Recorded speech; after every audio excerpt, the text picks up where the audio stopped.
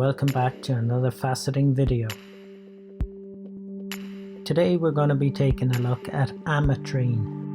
Ametrine is the bicolor variety of quartz. It's a combination of amethyst and citrine.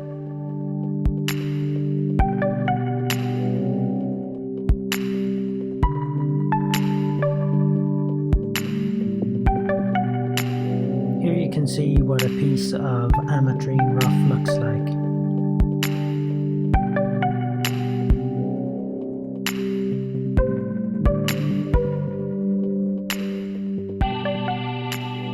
I'm going to recut the pavilion of this commercially cut gemstone. Even though it looks fairly good, it has a lot of issues. The quality of polish is poor and there are also some chips on the gem.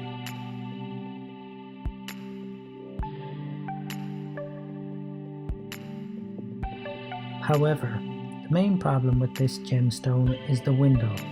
Here you can see it side by side of a well cut piece of ametrine. When laid on a piece of paper with some writing on it, you can clearly see the writing through the gemstone. You can use this simple read-through test to test any gemstone for windowing.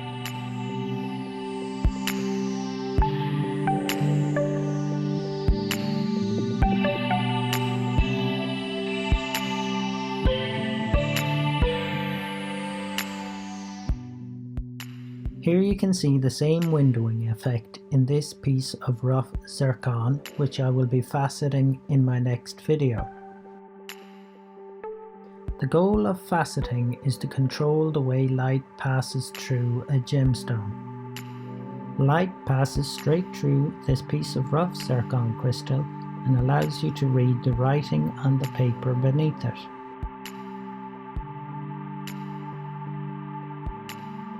A well-cut gemstone should return all of the light that enters it through the top of the gem. In order for this to happen, the angle at which the pavilion is cut is very important. This diagram shows the path which the light should take in a well-cut stone. The refractive index of each gem material dictates the correct angle to which the pavilion should be cut. These diagrams show the path which light will take if the angles of the pavilion are cut too high or too low. When the angle is too low, like in the diagram on the right, this produces a window in the gemstone. Here you can see the pavilions of the two ametrines we saw earlier. The one on the right has been cut to maximize yield. It has a very deep pavilion with low angles. This increases the weight of the gemstone for its given size, however it comes at a cost. Even though gemstones are sold by the carat, a windowed gemstone is always less colourful. In coloured gemstones, colour is the single largest factor that dictates the value of a gemstone. We'll explore this topic more when I facet the zircon in my next video. Finally, when it comes to setting a poorly cut gemstone, often a custom-made setting is necessary, as a gemstone faceted in this manner will not fit into a standard size setting. The cost of a custom-made setting is not insignificant.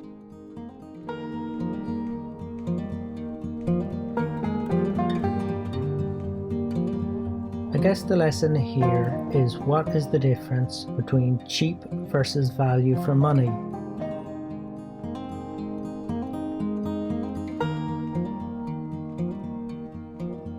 A well-cut gemstone will cost more per carat, but you will not be paying for extra unnecessary weight in the gemstone that ultimately detracts from its beauty.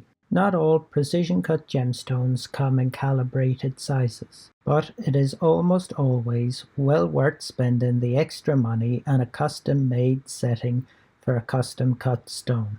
Many non-standard, uncalibrated custom-cut stones have unique designs that you will not find in standard jewellery, and therefore offer you something that commercial jewellery cannot offer. With all of this in mind, this is why I'm going to recut this gemstone. Weighing in at 5.24 carats, I'm going to recut the pavilion of the stone to correct the angles. This will mean losing some weight, but it will remove the window, improve the colour of the stone, and it will also fit a standard size setting. This should more than make up for any weight loss in the recutting process.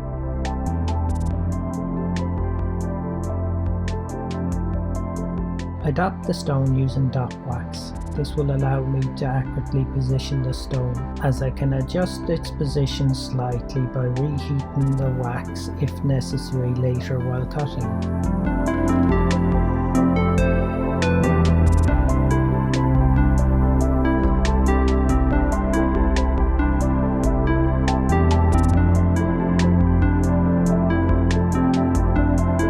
I recut the pavilion in a standard emerald cut design.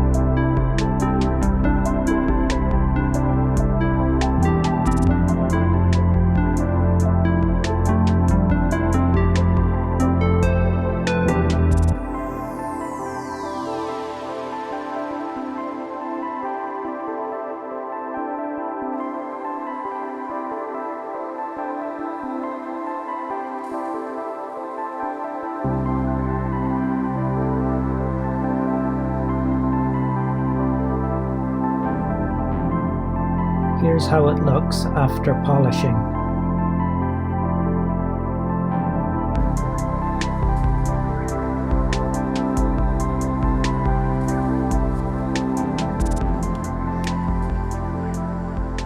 With cutting and polishing finished, I remove the stone from the dot.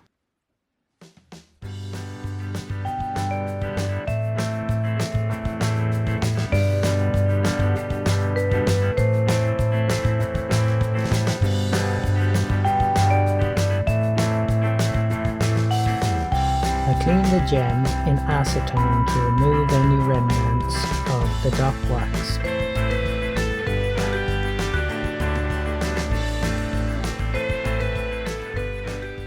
Here's how the gemstone looked before recutting. And this is what it looks like after. I'll leave you to draw your own conclusions as to whether the stone has been improved or not, as this is somewhat subjective. As for me, I had my mind made up before I recut the stone. Now let's see how we done with the weight.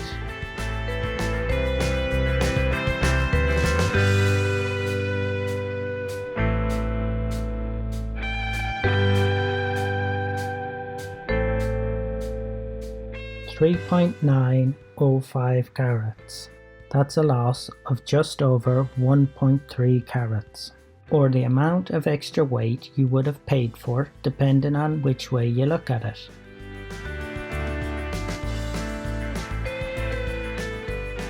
Now let's see how well it fits this standard 8x10 setting.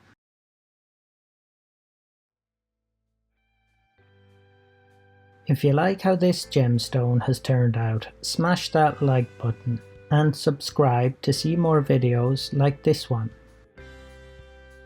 Now I'll do the read-through test on the gemstone again to see have I removed the window. Well, I'd call that a win all round.